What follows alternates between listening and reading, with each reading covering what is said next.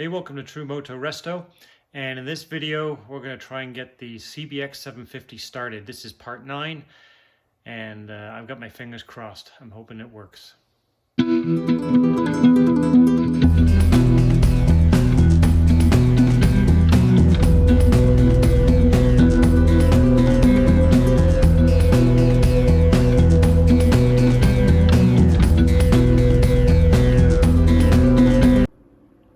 Alright, so finally the carb kit came in, and the carburetors are back together. So what I have to do now with these, I got to stick them in an old wash basin, which I have under here, and I'll get my remote fuel bottle and attach it, and then it'll get hung up from the ceiling here, and then it can sit on that fuel bottle for at least a day. That way I can just make sure that one, that there's no obvious leaks, and then also if I leave it long enough, like 24 hours, any of the slow leaks will also show up. So the only thing I did not do here is I still didn't de-rack these, and I did not put in any of the new O-rings, so I didn't disturb that, but if that leaks for any reason now, then I will have to de-rack those carburetors and put O-rings on all those fuel tubes. So we'll see how that goes. And then I have the starter motor back. This is the one that I bought on eBay that was making strange noises. It needed some bushing work and whatnot. So it is in nice condition and ready to go back in. I did paint it, so it's that's ready to go. I still have to put a new O-ring on that. All right, the fuel bottle hung up on the ceiling. Fuel line to the carburetors, so let's turn the fuel on. It'll probably take a few seconds to fill up. Hear it feeding down. And I always put a piece of blue shop towel in the bottom because it just makes it so much easier to spot the leaks. Alright, it's been a few minutes. I don't see anything obvious yet. Hopefully it stays that way. So I'm basically going to come back every hour or so and just check on it. And we'll see how it is by the time tonight rolls around. Alright, so the carburetor has passed the leak test. They sat overnight. There was no drips, no leaks. Everything's good to go. Now what I've done is, because it was sitting on the fuel bottle overnight, I've drained each of the float balls individually, and I just kind of do that just to make sure that I can record and measure how much fuel is in each of the float balls. These measurements on the sides of this from a different set of carburetors, but I can still see that each of the float balls on this set came out with the same amount of fuel, so that's good. All the float heights are set equally and there's no issues there, so now we're ready to put them back on the bike.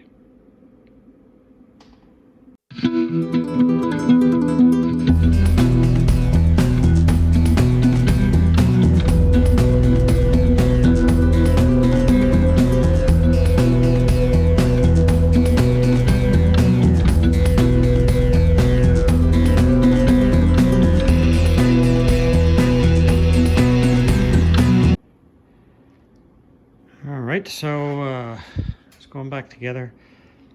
The CDI box is back on, regulator rectifier is on, rear fender, carburetors are in, air box is all hooked up. So I think before I get too much further, we might have to get to the moment of truth, which is throwing some oil in it, giving it some fuel, and see if it will fire. This is the part that I hate the most. This is where it becomes complete joy, or it's all tears. Don't like this part. I get very anxious. So I'm using, this is the Honda GN4 1040, and it takes 3.6 liters after an engine disassembly. So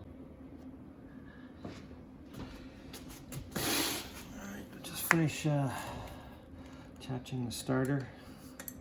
I always use one of these flat, really thin flat wrenches on the bottom nut so it can't turn and break any wires on the inside when I put these on. So I haven't got the battery in yet. Okay, battery's in, oil's in, starter motor's in, and this is, I've taken the spark plugs out because the only thing I'm trying to do right now is just get all the oil into all the right places. So we'll see. I haven't, this is the first time I've attempted to start the bike or crank it over in any way, shape or form since it's been back together. There's no pipes on it. I'm not trying to start it. I just want to get the oil up through the frame, into the oil cooler, and then I can check the oil level properly. So fingers crossed that it actually cranks over. Power there, cluster.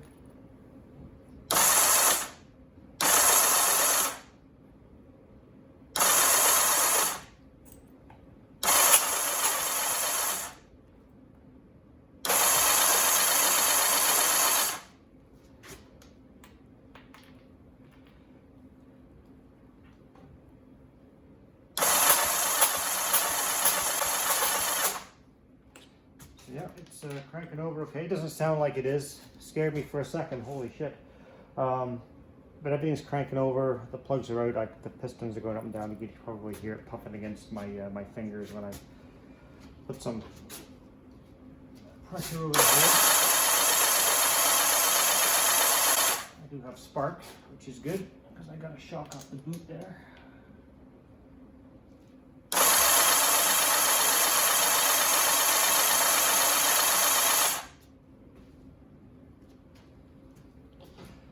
Well, that's a good start. Excellent. All right, I got to show you here one of my Christmas presents. So, very cool. This is a torque wrench adapter. So you can use it on a regular ratchet, and it's a digital display. You can set whatever torque setting. It comes on with some lights or audible beep. Haven't tried it yet, but very cool. All right, on to the job I absolutely despise, probably because my success at this has been limited, especially with these Honda brakes. I don't know what it is, the way the splitters are, whether it's the calipers, I don't know, but I fucking hate bleeding these brakes. So, I mean, I've done this, I don't know how many different ways in the past, and trying to get a firm lever has always been a major challenge for me. All right, so I just cracked the banjo bolt up here at the master cylinder reservoir, and I just bled the master that way first, and now that seems to have got the fluid flowing here. So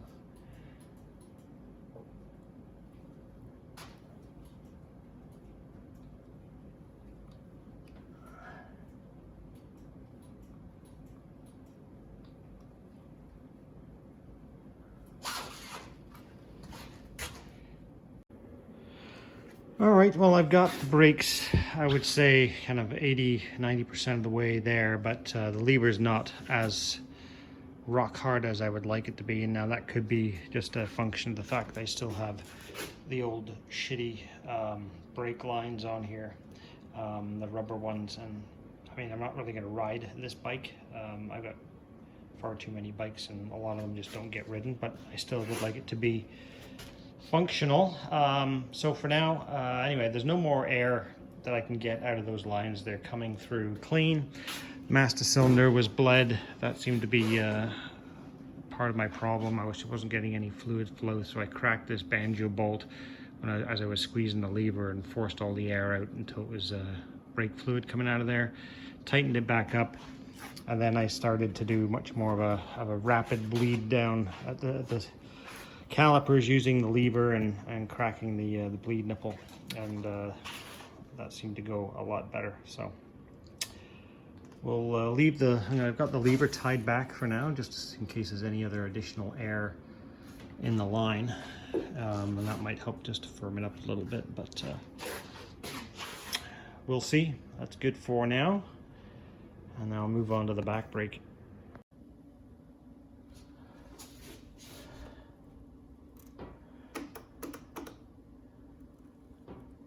Rear brakes always seem easier to bleed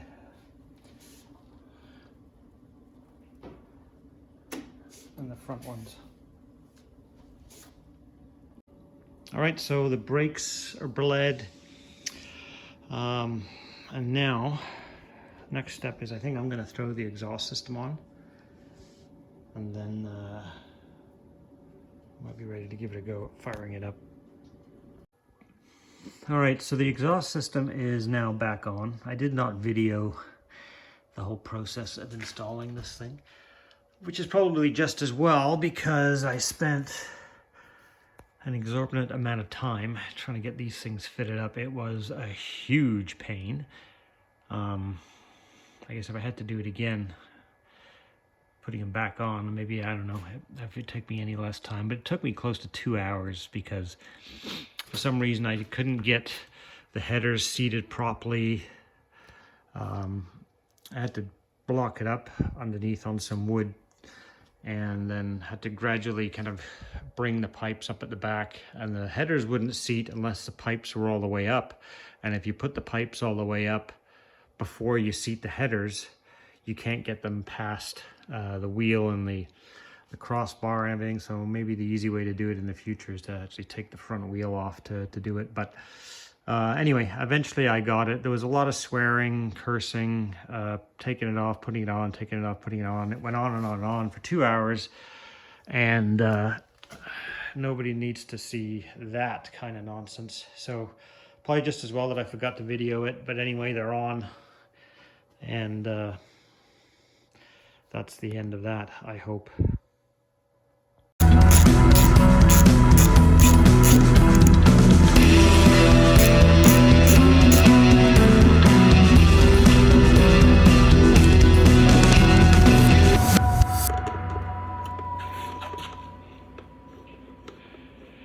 So I figured I would just get the all the final bits and pieces added to this thing before I fire it up. There's no real science or difficult activity here. There's not very much left to do, so I thought I might as well just get it completed, and then I'll get to firing it up. There's only 1 or 2 bits left to put on anyway, so we'll do that. Mainly the back fender and the rear signal lights and that kind of stuff. So the truth is, I'm probably just delaying the starting of the bike as long as I can because it scares the hell out of me. There's the truth. All right, so this is where we're at. Everything is back on here except for the bodywork. So I'm just doing a quick walk around here to show you how it looks before I throw some fuel in this thing and see if it'll come to life.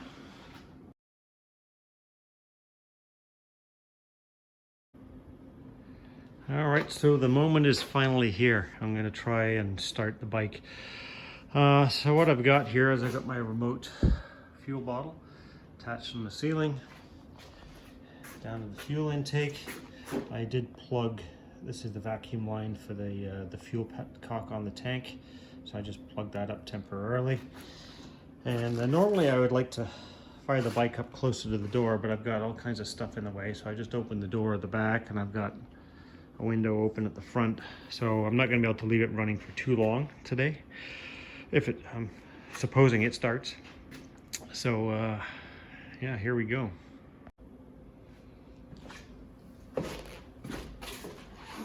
Turn on the fuel. Give that a second to start flowing.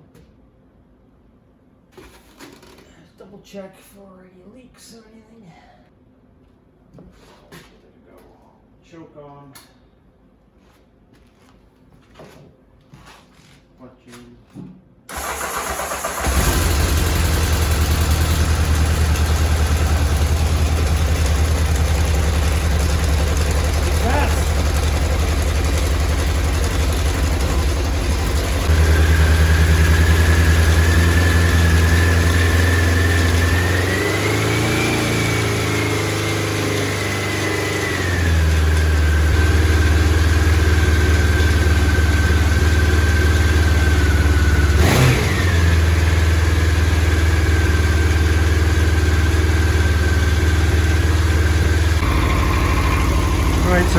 idle adjusted a little bit better. But the front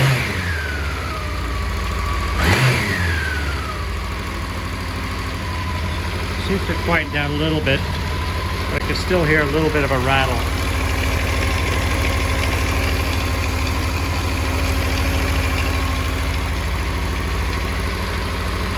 But it's starting, it's running. There's that part's a win. I'd like it if it was a little quieter. Alright, there's the upper fairing with the new windshield attached. Just decals to go on there once I get it mounted on the bike, so it's all coming along. So what I've started to do, obviously, is put the bodywork on. The tank has had its first sanding with 800 wet. I'm going to do it a little bit more. But I like to sand the tank down before I put the decals on the tank, and then it can go back to the paint shop for a final clear coat or a couple of coats of clear over top of that. There we go, bodywork is back on. So now I can start laying out all the decals and graphics. Once I've got that all cut out, I'll take the measurements that I made and all my drawings before I took the original graphics off. So on every single part, so there's the tank, there's the tail section, there's the front fairing, and so that allows me to use some tape markers. So I'll place the tape markers in the appropriate spots on the bike, and then I can place the decals. And on this bike it's particularly important because there's kind of a flow from the back down here up to the tank, and from the tank up to the fairing. So it's all got to be pretty accurate and flowing. And the thing that will make this one a little trickier than normal is the decals that are provided actually wrap around, right? So you can't apply the tail decal and then, you know, just keep going and apply the side decal and apply the tank. You can't do it. All right, step one before I do anything is all of the panels get wiped off with alcohol. So I've just finished doing that. All right, so basically what I've done, I just hinged all the decals on where I want them to be, just to make sure that they match the original measurements I have and that they kind of flow properly. I enjoy doing this, but it's always a challenge. Sometimes you get lucky and they're all easy. So here's what I use. I have this squeegee. It has a felt edge on it. Works well for squeezing the air bubbles out. And then I also have it's just kind of stuck in here. Let me take that out. I use a needle just to pop any air bubbles that might be in the decal. Occasionally, if you need to trim, like I will on this one, I use a sharp as I can get craft knife, X-Acto knife of this sort. And my trusty solution. So this is kind of 99% water, 2 drops of soap, and a dribble of alcohol. And I put most of the decals on wet and then squeegee that water out from underneath.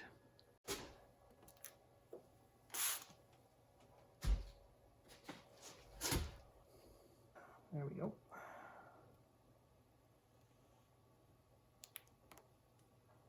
Discard that tape. And then you just kind of want to work it from the top and the center outwards, working out all of the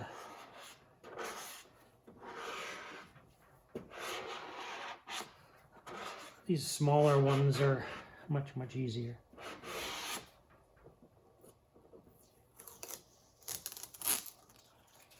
So then to peel the adhesive off, you want to kind of pick up the corner of the release tape and then kind of pull it back this way. And if you pull it back this way, it tends not to lift the decal back off the bike.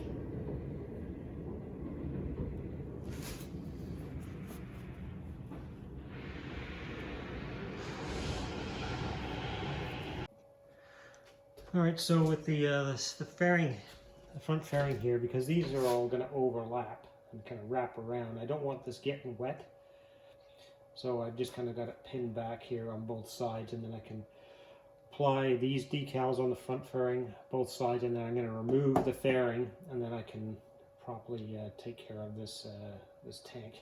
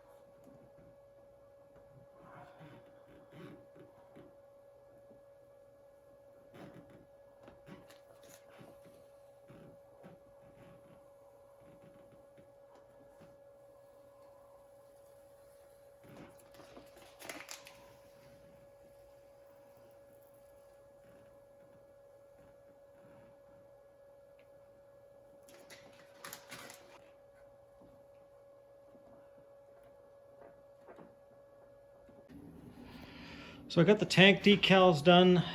They were not difficult to do, which is good. Of course, I finished the upper fairing. Both sides is done. Honda decal on the front. I just finished the tail decals. So now what I'm going to do is pop those side panels back on, and then I can make sure that the side panels marry up with the tail and the tank. So there we have it. All the decals are done. As I say, the only one I'm really not super pleased with is the way the side panel decal here does not curve the way I would like it to, but all in all, not too bad. See, we just get my tank booked in at my buddy's place now to get the clear coat on it, and then we can finish the final assembly. So I started the bike up again cold today, and that rattle is definitely still there. And so when I put my hand on here, I can feel the vibration. So I took this cover off again, and I rechecked to see if there was any slack or play in those generator blades, and sure enough, I can move those back and forth a little bit, way more than I should. There shouldn't be any play in there. I shouldn't be able to rock that thing back and forth. So that tells me the chain stretched and or the tensioner is gone. Although when I did put it back together before I actually sealed it all up, it all seemed to be fine. There didn't seem to be any play in there. But now, of course, there is. So, you know, despite, I mean, I was actually warned about that maybe I should change the chains and the tensioners and all that kind of stuff, but I didn't, because it seemed to be okay. So that means at some point this is going to have to come back apart, and that's going to have to be repaired. I'm not happy.